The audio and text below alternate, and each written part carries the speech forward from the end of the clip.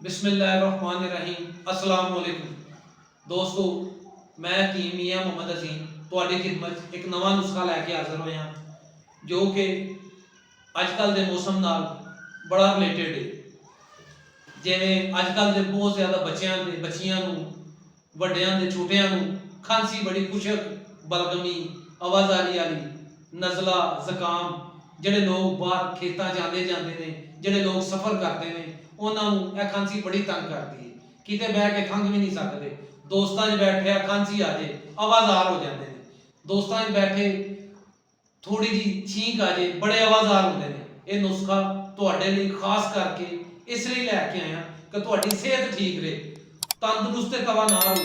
ਮੌਸਮ ਬੜਾ ਖੁਸ਼ਕ ਹੈ, ਸਰਦੀ ਵੀ ਸ਼ੁਰੂ ਹੋਣ ਰਹੀ ਹੈ।